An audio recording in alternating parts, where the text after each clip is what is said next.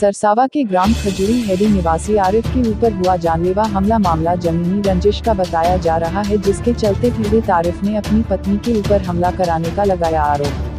मामला थाना सरसावा क्षेत्र के चांदपुरा गांव के चौराहे का है। आरिफ जन्म से गूंगा है तथा अपनी रिश्तेदारी में चांदपुरा गांव में किसी रिश्तेदार से मिलने गया था, जहां पर आरिफ के ऊपर हमला हुआ। कार्यवाही न होने के कारण यह लोग वरिष्ठ पुलिस अधीक्षक महोदय के यहां पहुंचे, जहां पर पीड़ित पक्ष ने वरिष्ठ पुलिस अधीक्षक महोदय से इंसाफ की गुहार लगाए। आरिफ के पिता, जिनकी उम्र 80-90 साल की है, उन्होंने अपनी लड़खड़ाती हुई आवाज से अपना दर्द, अपनी परेशानी बताई। उन्होंने बताया कि उनका एक गूंगा लड़का, जिसका नाम आरिफ निवासी ग्राम खजूर हेडी, थाना मुकुट, जिला सहारनपुर बताया गया। पीड़ित पक्ष ने बताया कि लगभग 2 माह के करीब हो गए खजूर हेडी के आरिफ के ऊपर उसकी पत्नी दिलबर, जहां वह वाजिद और नईम ने थाना सरसावा क्षेत्र के ग्राम चांदपुरा से अपने रिश्तेदार से मिलकर वापस जाते समय गांव के बाहर घूम वाले चौक पर पहुंचा तो दिलबर, जहां वह वाजिद और नईम ने देसी तमंचा से आरिफ के ऊपर गोली चला दी, जिससे आरिफ घायल होकर जमीन पर गिर गया और दूसरी गोली उसकी बाजू को छूते हुए निकल गई। मौके पर मौजूद लोगों ने देखकर 112 डायल नंबर पर फोन कर पुलिस को सूचना दी। पुलिस तुरंत मौके पर पहुंची और आरिफ को पीजीआई में दिखाया गया। उसके बाद आरिफ को जिला अस्पताल भिजवाया गया। जिला अस्पताल से आरिफ को नाजुक हालत में चंडीगढ़ रेफर कर दिया गया।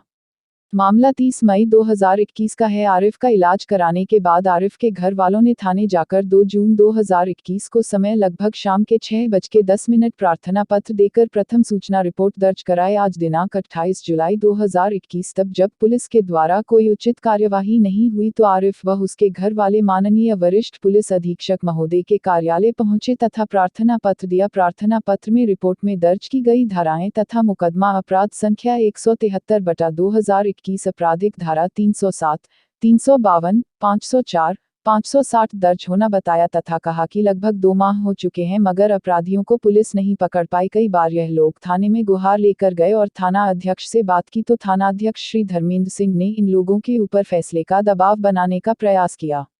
दूसरी ओर मुलजिम प्रार्थी पर तरह तरह से दबाव बना रहे हैं कि अपना मुकदमा वापस ले लो, नहीं तो इस बार तो तुम्हारा लड़का बच गया, इसके बाद हम उसे जिंदा नहीं छोड़ेंगे। दोनों बाप बेटों को झूठे मुकदमे में जेल भिजवा देंगे।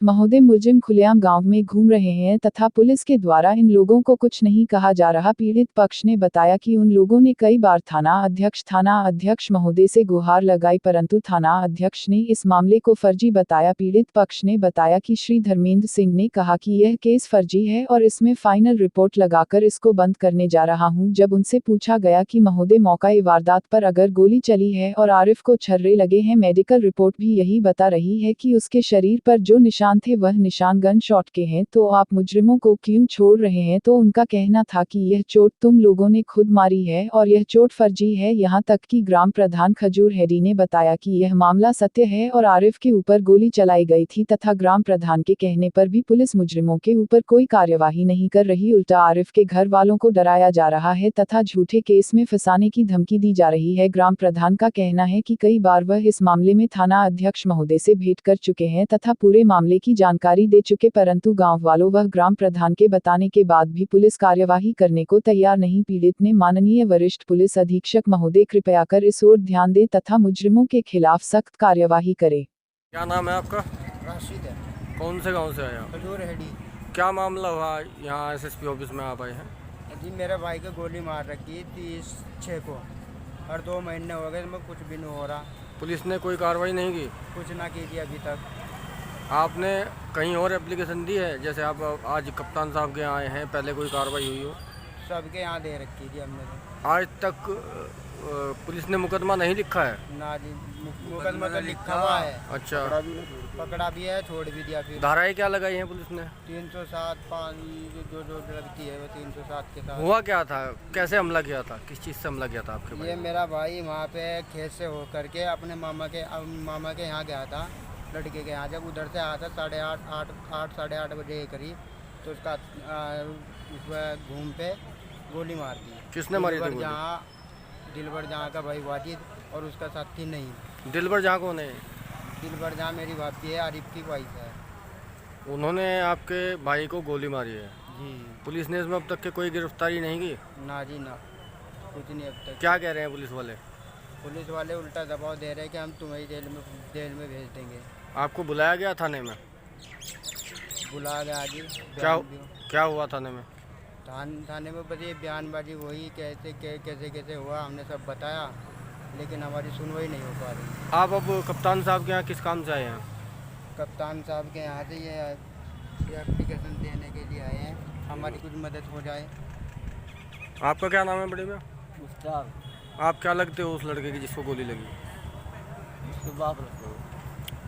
आप थाने गए थे जिस समय ये गोली चलाई उन्होंने मुकदमा लिखवाने के लिए, हाँ, गए। तो पुलिस ने क्या कहा आपको? मैं कुछ भी नहीं कहा था, मैं मतलब पा दी तो क्या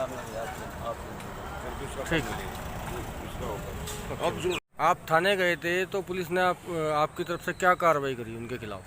हम थाने गए थे, रिपोर्ट दर्ज कराई, रिपोर्ट दर्ज हो गई तो फिर भी कुछ कार्रवाई नहीं हो पाई। क्या कह रहे हैं पुलिस वाले? पुलिस वाले ये कह रहे हैं कि समझौता कर लो, नहीं तो तुम्हें उल्टा फंसा देंगे वापस। कोई इनमें से आज तक कोई गिरफ्तार नहीं किया? हाजी वाजिद को गिरफ्तार किया एक दिन, फिर शाम को छोड़ दिया, आगे हमें पता नहीं क्या हुआ उसके साथ। शाम को ये इनमें अभियुक्त था, गोली चलाने में ये मौजूद था? जी मौजूद था जी। तो पुलिस ने उसको शाम को छोड़ दिया सुबह जी, पकड़ जी, के। जी। तो इस बारे में आपने पूछताछ नहीं की पुलिस से? पूछताछ की तो उन्होंने कहा था कि अपने आपस में समझौता कर लीजिए, नहीं तो हम आप- तुम्हें उल्टा मुकदमे में आप फंसा देंगे। कप्तान साहब के यहाँ आए हैं, आप इनसे क्या चाहते हैं? हम कप्तान साहब से ये उम्मीद लेके आए कि हमारी जान और माल की सुरक्षा की जाए, क्योंकि अब हमें इसमें हमारे आपी पर यकीन नहीं रहा। हमारी जान और माल तो तीनों बाप पूतों को भी खतरा है।